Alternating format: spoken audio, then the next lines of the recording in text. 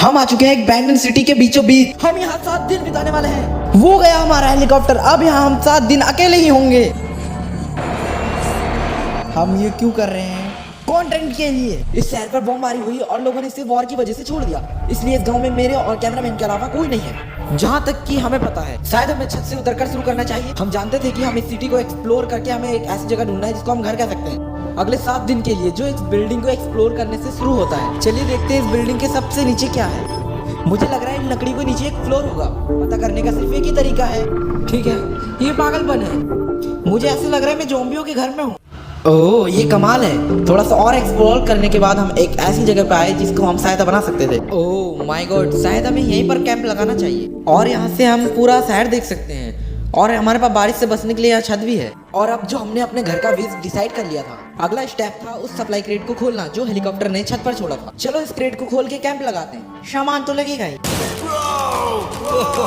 इस क्रेट में वो पूरा सारा सामान दिल का सामान है जो हमें 7 दिन के लिए लगेगा। और ताकि ये सारा सामान हमें सीढ़ियों से ना ले जाना पड़े, इसलिए हम यहीं से इसको फेंकेंगे नीचे।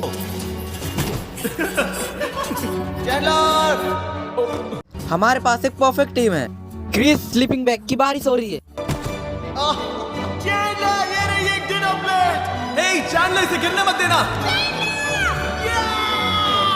मैंने इससे ज्यादा कूल चीज अब तक नहीं की। मजाक से हटके अब एक्चुअल सर्वाइवर करने का वक्त था। ओके, तो आग कौन जलाएगा? हम जलाएंगे, हम बिस्तर लगाएंगे। क्रिस मार्क के साथ आग लगाने में लग गया। आग जलाने की बात आती है तो मुझे ऐसे ही लॉग कैबिन बहुत पसंद है। मैं स्काउट में था, मैंने बताया है ना।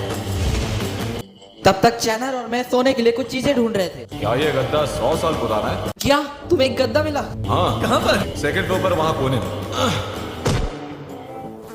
ये वाला तुम्हारा है। थैंक्स। इसे तार से लपेट लो वरना खटमल तुम्हारी जान ले लेंगे। उस गद्दे को बरीटो की तरह लपेट दूंगा। और जब तक चैनल गंदे गद्दे कपड़े से निपट रहा था, हम सोने के लिए दरवाजे की लकड़ी का इस्तेमाल कर रहे थे। तुम उस पर मुझसे कई ज्यादा कंफर्टेबल है। मेरी पीठ तो अभी से दुख रही है। अभी भी इस सिटी में बहुत सी बिल्डिंग एक्सप्लोर करना बाकी है। कल का दिन कमाल होने वाला है। कल सुबह मिलते हैं। भले इस सिटी में हमारा पहला रात स्मूथ गया था, पर बाद में उस रात हमारे साथ कुछ अजीब हुआ था। जब हम सो रहे थे, मार्क और कुछ कैमरामैन कांच टूटने की वजह से जग गए थे, वो भी कैंप की बहुत करीब से, जिससे हम सब सोच में पड़ गए कि हम इस सिटी में सच्ची में अकेले हैं। क्या था? अभी भी कांच टूटने की आवाज है। मुझे लगा मैंने कुछ देखा।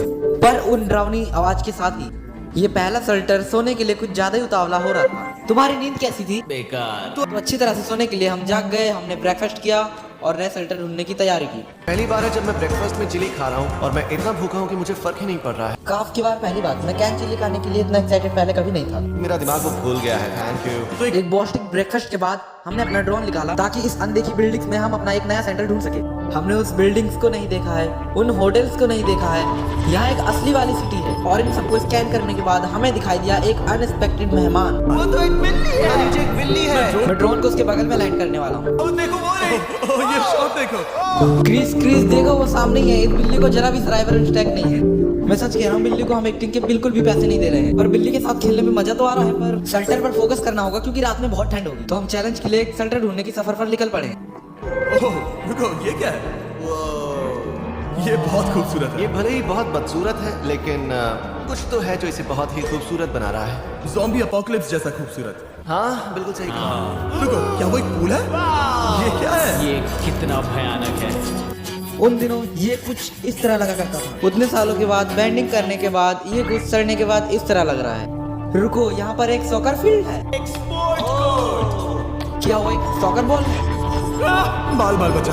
I am sorry, soccer ball की उम्र मुझसे ज्यादा होगी, यकीनन इसकी उम्र हम सबसे ज्यादा होगी। पर मार्क से ज्यादा नहीं। वो ज्यादा बूढ़ा है। हमारे पास 2 ऑप्शन है।